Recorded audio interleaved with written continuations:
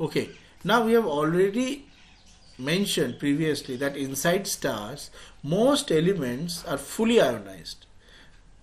Now in this case right now what we will be doing is we will be applying the statistical mechanics to consider the ionization of elements inside stars. Okay, let's start. So as we all know, if we have two energy levels, say E1 and E2, then in thermal equilibrium the number of particles in the two levels, they must satisfy the Boltzmann relation, right? And what is that?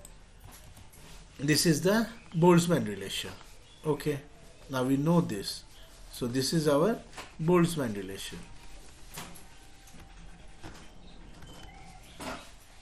Now what we are going to do is we are going to apply the Boltzmann equation to the ionization of elements.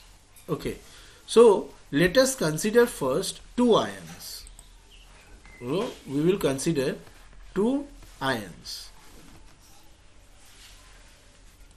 Yes, yeah, two ions. Let us consider ith and I plus 1th of same element. Right. Now the ith ion means that the atom, this ith ion, it means that the atom has already lost I electrons, right? And similarly I plus 1th ion means that atom has lost I plus 1 electrons, right? Now the ionization potential, let us call it I. Now this is the energy needed. So this is basically the energy needed to ionize the ith to I plus 1th ion. Okay. Now let us label the statistical weights of the elements I and I plus 1th as Gi and Gi plus 1. Again, the number densities of, so what about the number densities? The number densities of the I plus 1th ion, I plus 1th ion and electrons, we can write it as Ni plus 1 and Ne respectively. Okay, fine. Now the statistical weight for the ith ion, as I have just said, ith ion is just Gi, and the statistical weight of an ion in the upper ionization state, so again statistical weight of an ion in the upper ionization state is how much? It is Gi plus 1 multiplied by the number of possible states in which a free electron may occupy. Okay. Now the energy of a free electron, so energy of a free electron with momentum p relative to ground state of ith ion, how much is this? It is basically E is equal to chi plus p square by twice m, right? Next, let me again do the number of states estimation. So you see, the number of states available to electron from momentum p to p plus dp is how much? It is basically dNEP equal to, this we have done previously also in the degenerate section, but again let me do this here separately, into g 4 pi p square dp by h cube, where V is basically 1 by Ne. This is the ordinary volume occupied by electron. Now the Boltzmann equation for ionization that yields the free electrons from p to p plus dp, it is then, we can write it as, you see, we can write it as this here in the case of ionization. Now all upper states including electrons with all momenta, so all upper states including all momenta are then obtained by integration over electron by integration over electron momentum, right? So upon doing this we will have this result after doing the integration. Here you see I am doing the integrations. Now the last equation can be written as the Saha equation. So let me take it out separately here. So this is the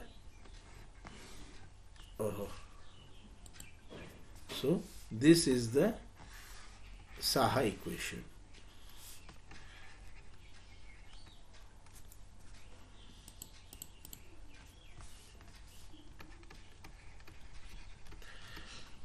Equation of ionization. Okay, now as I am talking about ionization, I must consider at least one ionization case to understand this. So let us consider the ionization of pure hydrogen.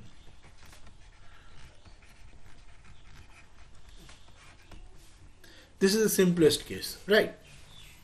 Now, so let us consider the simplest ionization system for pure hydrogen gas. Now this system is composed of proton, electron and neutral hydrogen. So let us denote the number density of electron, neutral, hydrogen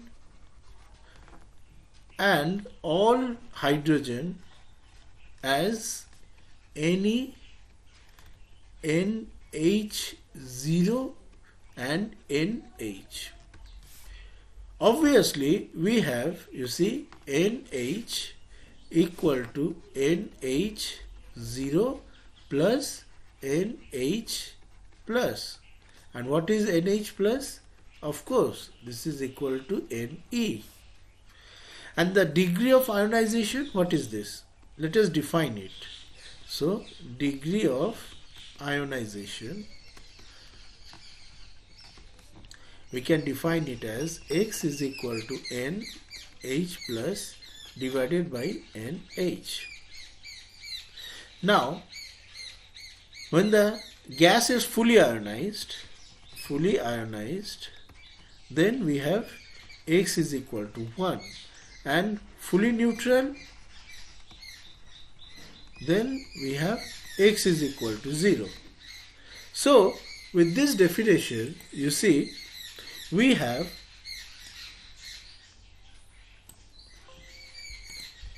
this relation. Okay, now what about the Saha equation? Now let's again write down the Saha equation for the case of hydrogen, and the relation is basically this here.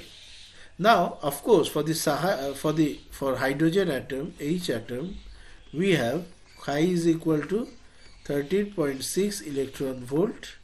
Now, what are the values of GH plus, GE and GH0? You must be wondering. Now, for the ground state of the neutral hydrogen atom, we have two spin states. That is, the proton can either be aligned or anti-aligned with the electron. So, we have G of H0 is equal to 2. Now, for G of H plus and GE, we notice that for a fixed proton spin, GH plus is equal to 1. And the electrons can have two spins. So, GE is equal to 2. Now we have to be careful to avoid double counting. So for hydrogen atom we have GH plus into GE divided by G of H0 is equal to 1. Okay, fine. Next, now let us do the counting. Now the counting of states needs to be very carefully done for more complex atoms such as helium and heavier elements. However, for the case of hydrogen, it is much simpler, and we have, you see, this relation. It is sometimes convenient to write in terms of pressure. So, you see, you remember what is the total pressure? Well, the total pressure. So total pressure is NH0 plus NE plus N of H plus into kBT. This is very simple. Now this is basically 1 plus X, following the definition of X, into NH kB into T. Now if we substitute NH is equal to P divided by 1 plus X into kBT into this equation. Which one? This equation. Then we will have, you see, this very interesting relation here. So this is the relation that we will obtain, right? So this is what we get the ionization term. We can be obtained using the Saha equation. Now let us apply this for the case of sun. So applications to sun. So we are going to apply this very important relation to sun. Okay. Now degree of ionization. দেখো এখানে আমি define করেছিলাম না. So degree of ionization. Fully ionized gas, X is equal to 1. Fully neutral, X is equal to 0. Okay. Now for the photosphere, which is just below the solar surface, we have P is equal to 6.83 into 10 to the power 3 Newton per meter square, and temperature is of the order of 5600 Kelvin. So using these values in the previous relation into this relation, you can check that we will get a value of X, which is approximately 8 into 10 to the power minus 5. What does this mean? This means that the gas is almost completely neutral. Okay, see. Now, খুবই কম. Now this is for a surface layer. This one. So this in the photosphere, that is surface. Let's go deeper for deeper layer. What will happen? Let's see. For a deeper layer, you see the pressure is 1.56 into 10 to the power 11 Newton per meter square. And the temperature, we have talked about this, say of the order of 7.15 into 10 to the power 5 Kelvin. From here you will again check from this relation that we will get value of x to be 0.993. Again, this is very close to 1. So this means that in the deeper layers the gas is almost fully ionized, right? Now I'd like you to check these relations. So you see, in the stellar atmosphere, what do we have? Not only we have hydrogen, but also helium and also other heavier elements like magnesium, calcium, iron. Now the ionization of all these elements obviously all depend on the temperature. In fact, to obtain their ionization levels, one must solve coupled equations. Why? Because you see, the free electrons are provided and shared by all the elements, so it is quite complicated. Now, what about the energy spectra? Obviously, the energy spectra of stars, they depend on the ionization levels, because different ionization levels will show different absorption patterns. And indeed, for a given metallicity, the stellar spectra depend primarily on the effective temperature. Hence, the stellar classification of O, B, A, F, G, K, M, R, N, which is roughly a sequence of effective temperature. Okay, so we have talked about Saha equation and very basic applications to stellar atmosphere for the sun. Now, before I finish today, let me very briefly talk about the limitations of the Saha equation. So, limitations of Saha equation. Now you see, as I mentioned, the Saha equation is very useful for studying the ionization states. So, Saha equation is very useful for studying the ionization states of elements inside stars. However, it has a number of limitations, some of which lead to very interesting physics, in fact. Now, you see, it is number one.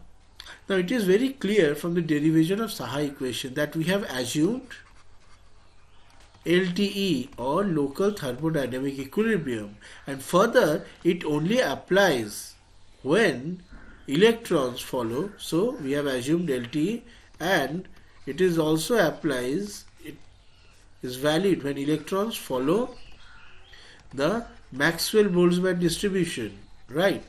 So it does not, so this means it does not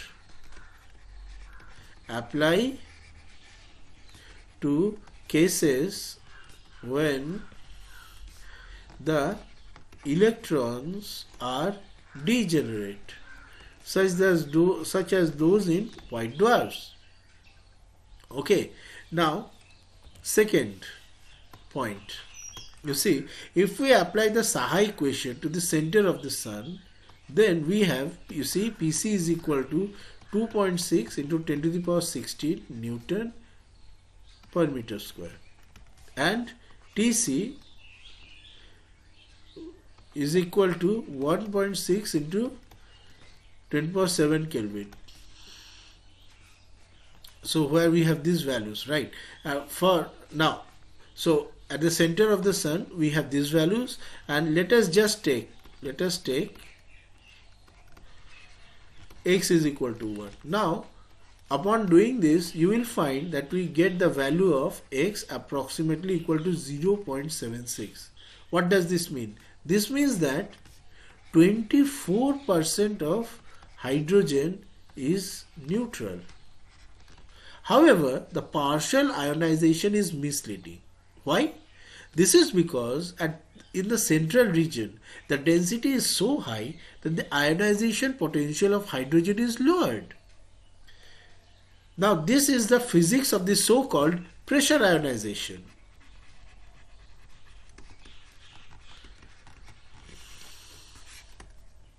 Okay, so basically, when the density is very high, the hydrogen atoms can no longer be viewed as isolated.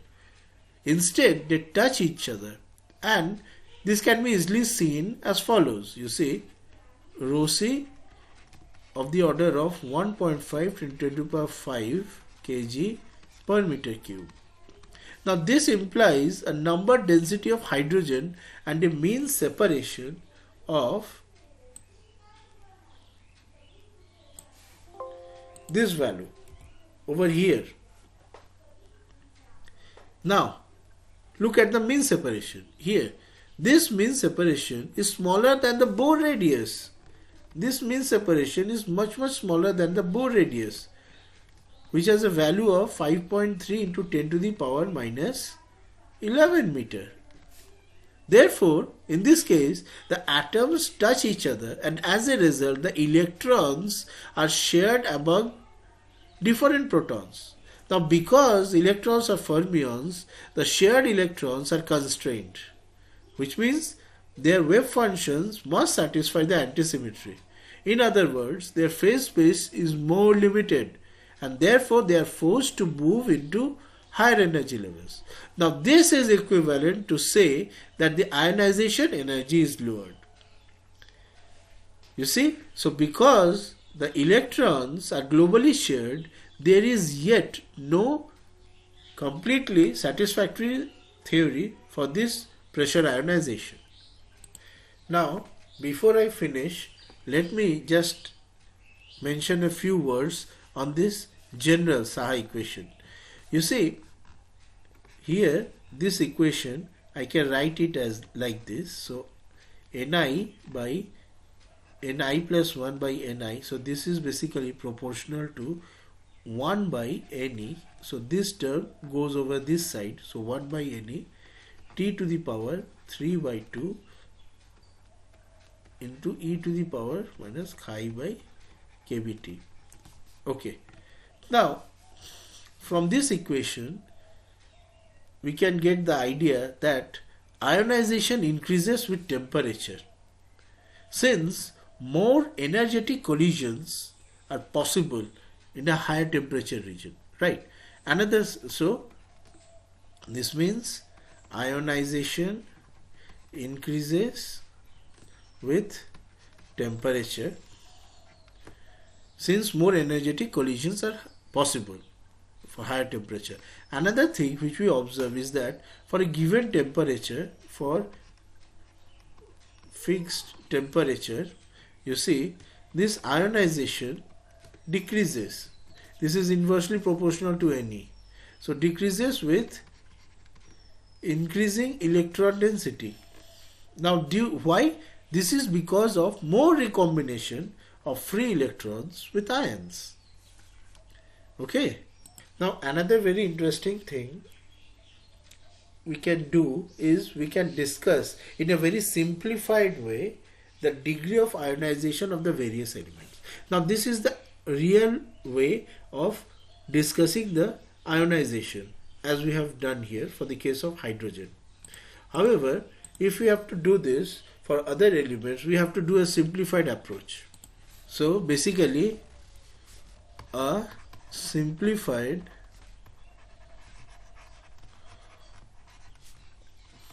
approach for estimating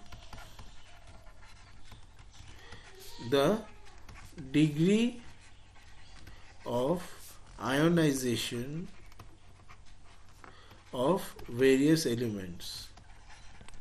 Now, this is what we want to do. So, for that, what I am going to do is I am going to again rewrite this equation. You see this relation in a way which is even more easily approachable. So what I am going to do, I am just going to write it in this way. So N of H plus,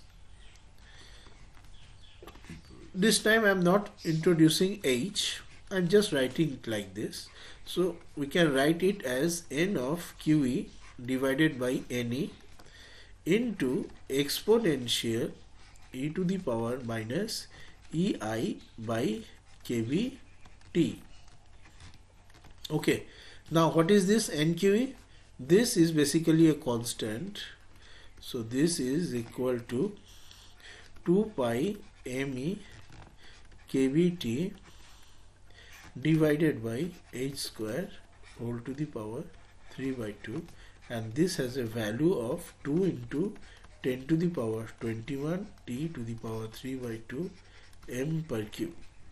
Okay, now you see, if the chemical composition, temperature and density of the stellar atmospheres are known, then the degree of ionization of various elements or various atomic species may be estimated by using this approximate Saha equation. Now in general, metallic elements like lithium, sodium, magnesium with ionization energy of around 5 electron volt are predominantly ionized. So let me write it down. So what I am saying is that metallic elements like lithium, sodium, magnesium having ionization energy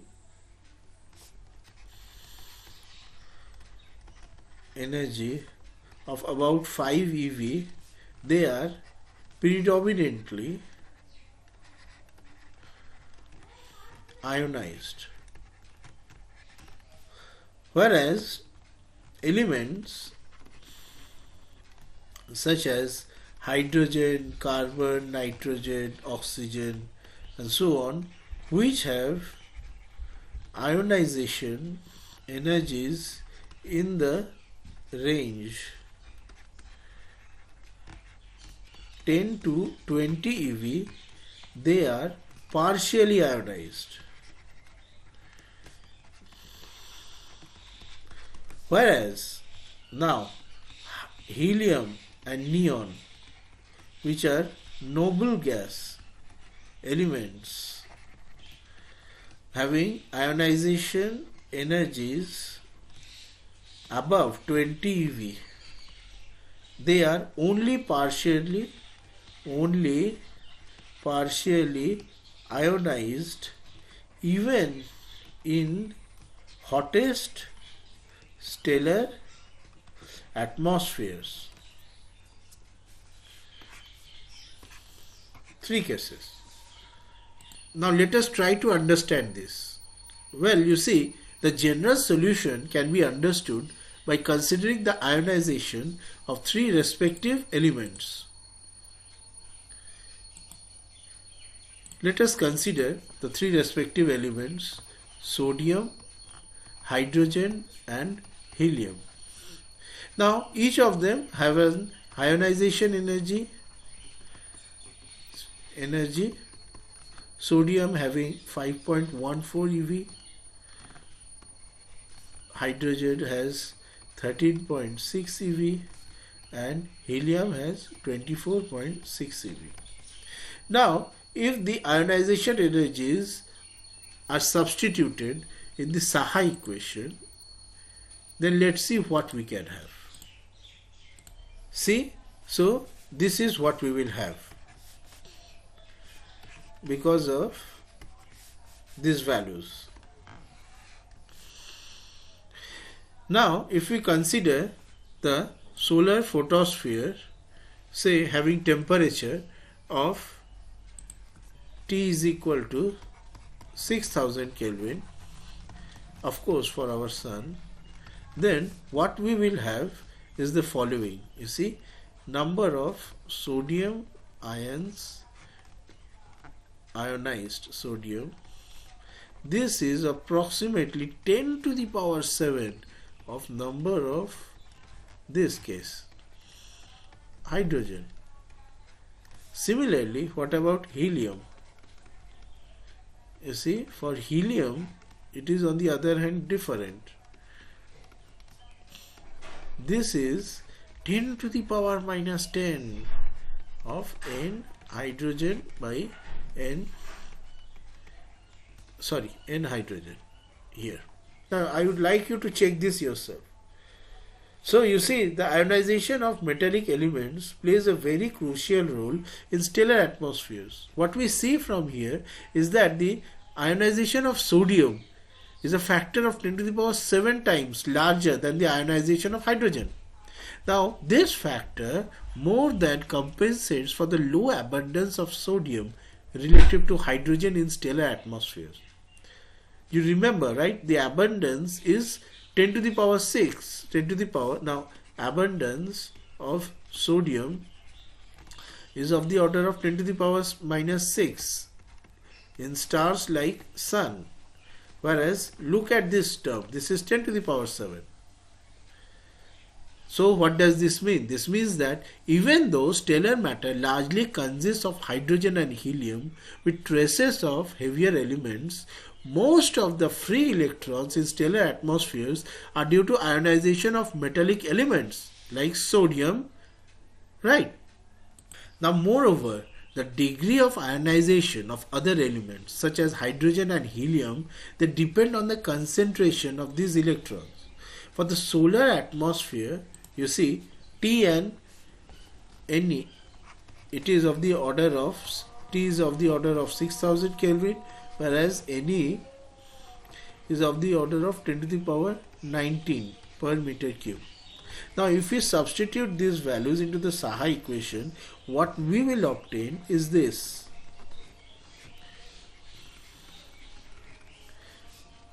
Now, we discussed previously this term in more better way, but now we are doing a sort of very basic estimation, and you see it still is quite close to the previous estimation. So hydrogen is of the order of minus 4.